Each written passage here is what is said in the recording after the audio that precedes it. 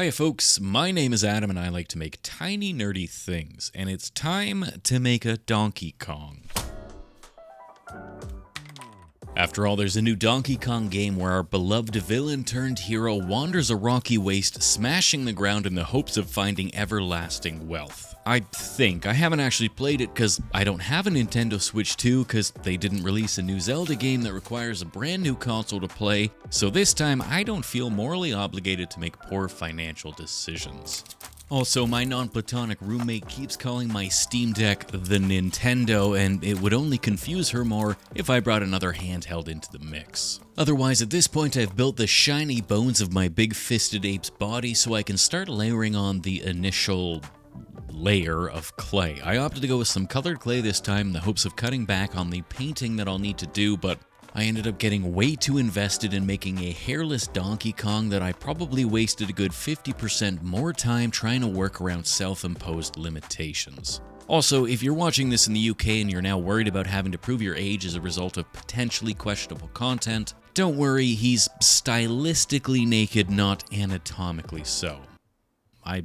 do have some limits. Once I've built up the basic body and smoothed out some of the lumps, I'll start to work my way around adding more little lumps here and there to bulk out some of his musculature. He may be wearing a full body suit that covers the majority of that muscle, but if you've ever seen one of those chimpanzees with alopecia, then you know just how horrifyingly yoked apes are under all that fur. Also, if you for a second didn't think that I was going to spend an inordinate amount of time absolutely double-cheeking Donkey Kong up on a Thursday afternoon, then you must be new here. Hi, thanks for stopping by. With his backside properly caked up, I can start to work on his fists, which fortunately are both fists sans flailing fingers, which makes my life a little easier since all I need to do is square off the lumpy stump at the tip of his arms before carving some curled fingers into the new blocky design.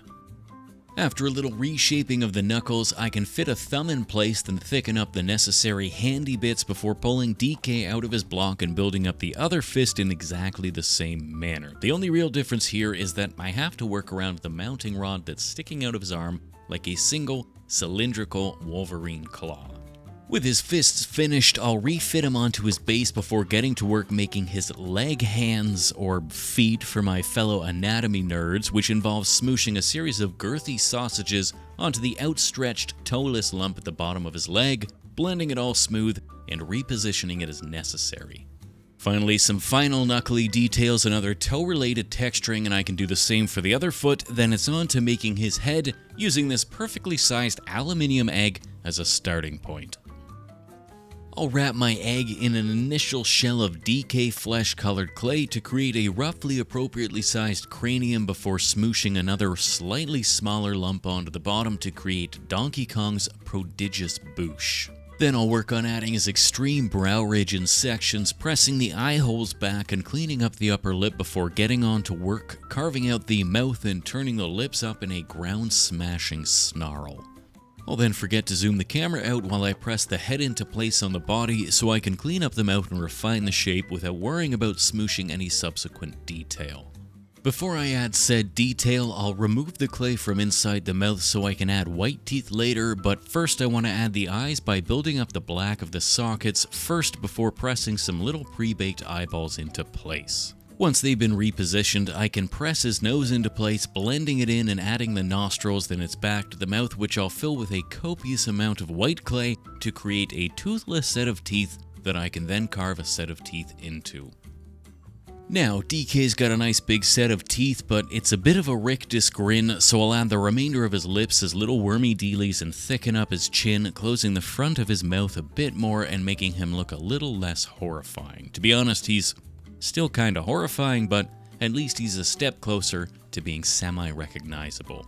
A pair of little lumps poked and prodded will become his ears, and I can give his naked, hairless body a blasting of isopropyl alcohol to help me brush away any of the fingerprints and tool marks, as well as blend the harsher lines into a nice soft texture reminiscent of a hairless ape.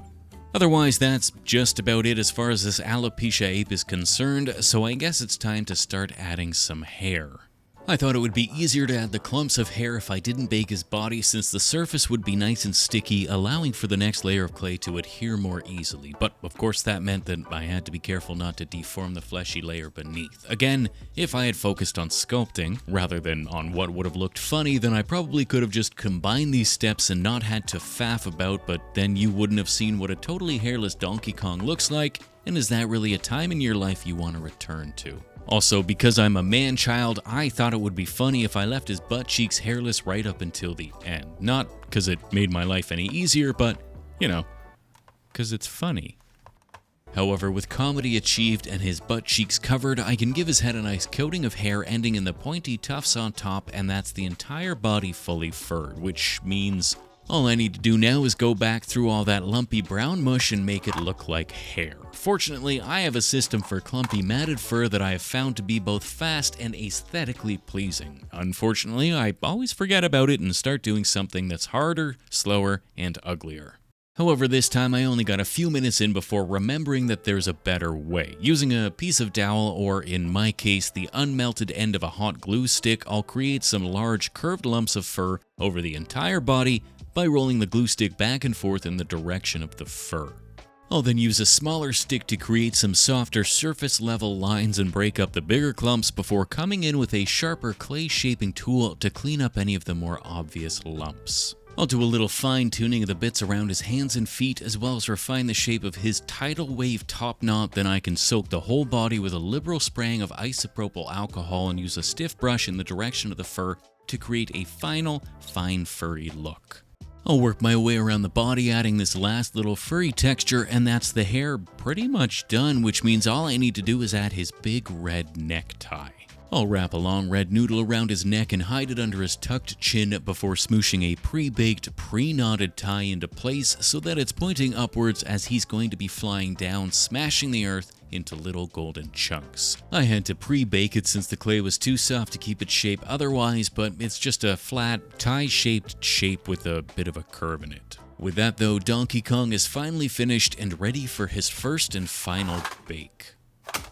Once he's out of the oven and cooled down, I can start adding some final finishing touches, starting with a bit of shading on his hair, which I'll do by washing it with a slightly warmer brown wash, followed by a lighter brown highlight to help all the hairy texture stand out a bit better. I like the color of his skin tone, but I want to give it a bit more depth, so I'll add a few messy mixed up layers in progressively lighter, beigey, pinky brown colors until I'm just tapping the uppermost layer with an off-white as a highlight. I'll then wash his mouth with a black to get all the space between his teeth before coming back with some white to repaint all said teeth and a pinky red to color his exposed gums. Finally, I can give the tie a bit of color variation with some slightly varied reds wet blended together before poking his eyes with a bit of dark brown to create his irises, a black dot to make the pupils, and some little reflective white dots for detail.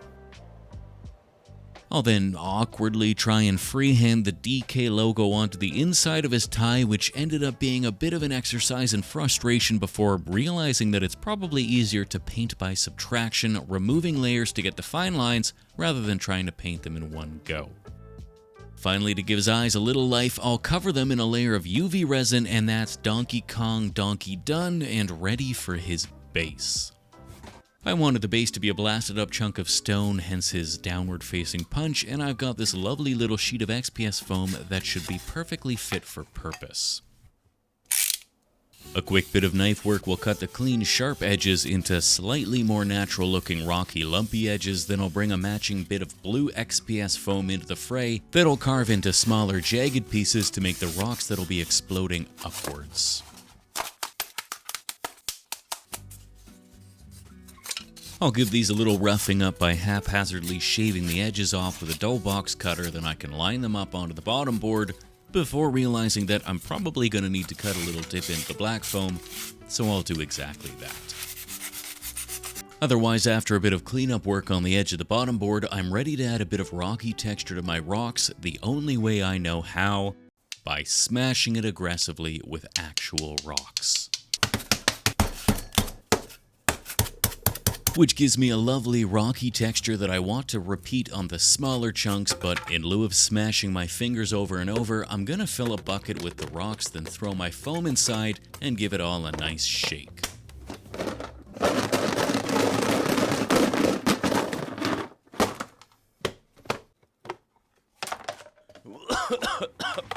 Oh my god. This helps to smash the rocky rock-related texture into the foam rocks without also smashing said rocky rock-related texture into my precious fingers. Otherwise, with said rocks looking adequately rocky, I can start gluing them onto the bottom block in an upward angled, angle, I guess. And with that, I've got a blocky rock base ready for a black base coat. With the base coated in black, I'll start the ingraying process, beginning with a dark gray to cover all the black and hide any of the blue foam I might have missed earlier, followed by a lighter warm gray to make it a little less gloomy. To give the rocks some shading and add some contrast, I'll mix up a little water, flow improver, black ink, brown ink, and yellow ink, then I'll close my curtains so as to reinforce my bubble boy lifestyle before blasting this all over the rocks with the airbrush. I'll use the airbrush to help it get into all the cracks and crevices and hard to reach places, then I'll come back with a paper towel and soak up the excess, leaving it to pool in the recesses. This will give the rocks a really nice natural looking color, and I can give the edges a heavy dry brushing and off-white to make them pop. Finally, I need a few bits of gold blasting up as Donkey Kong smashes the ground, so I'll take this earwax colored clay and peel off some small bits, then prod and poke them until they look like little golden nuggets that I can pin and paint with a gold metallic paint before drilling a little hole in the underside and mounting them on some super thin acrylic rods, which will let me position them around the rocky explosion as if they're being propelled upwards. Also, obviously, I made a shiny golden banana cause monkey. Otherwise, with that, I can pop DK in place, and that's us done here and onto the Glamour Shots. Or at least it was until I did a little soul searching and decided, you know what? I don't like this, so I'm gonna fix it.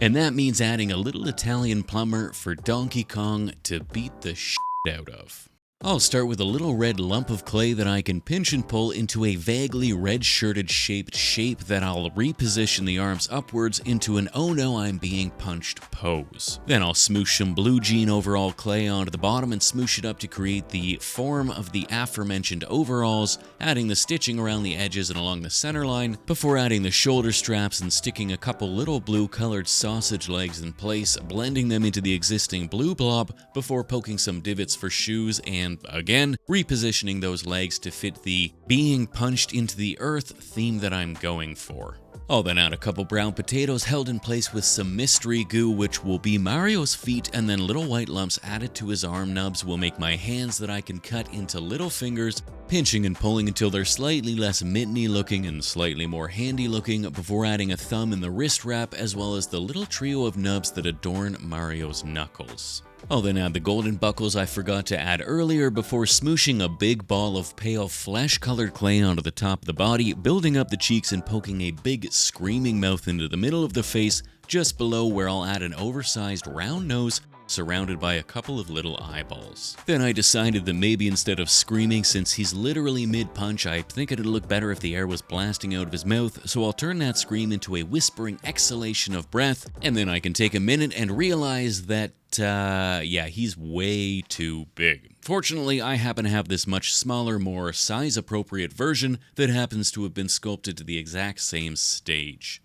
I'll add some ears to the side, poking the detail in as necessary before adding his patented upward-turned flavor saver and some surprised eyebrows up top, before flipping him over so I can start adding his hair. Once I'd built it into a nice bald patch on top, I thought maybe it would help to do a little bit more storytelling if he had an already black eye and looked a bit more beaten up, so I'll lump up that right eye till it looks adequately swollen, then I can smoosh a big blob of red on top to make the body of his hat, while a flatter crescent moon of that same red clay will make the brim. A last little white patch in the center will finish him off, and that's one mid-punch Mario fully sculpted and ready for a tiny bit of paint. Thanks to the colored clay, he's pretty much got all the colors where they need to be, but I find the clay's always sort of flat, so I'll add some texture and build a bit of interest by poking and prodding and messily adding highlights of the same colors, but in varying shades before getting to his eyes, which I'll glaze with a red to give them a sort of bloodshot look, before giving the bruised eyes some glazes in blues and purples, blending them together to create a nice bruised and battered look. Then I can start to add some life to the eyes by painting Mario's big blue iris and his little black pupils, as well as the necessary reflections, before adding the M to his hat and a couple extra little scratches around his face. Finally, the ever-important UV resin goes over the eyes, and I think he's all ready to be fit in place in my pre-existing point of punch impact. Now, he already nestles pretty neatly into the center of the pile of rock, but he's a bit too high up, so I'm going to remove the little rock I added to support Donkey Kong, which will let Mario fit snug as a bug. I can then line up Donkey Kong so I know where to drill the mounting hole in Mario's guts, which, thanks to the red clay underneath, kinda looks like I'm drilling out his intestines. I'll fill Mario's gut wound with Donkey Kong's mounting rod, and I can set these two into the impact, and now I think that's us done here and on to the Glamour Shots.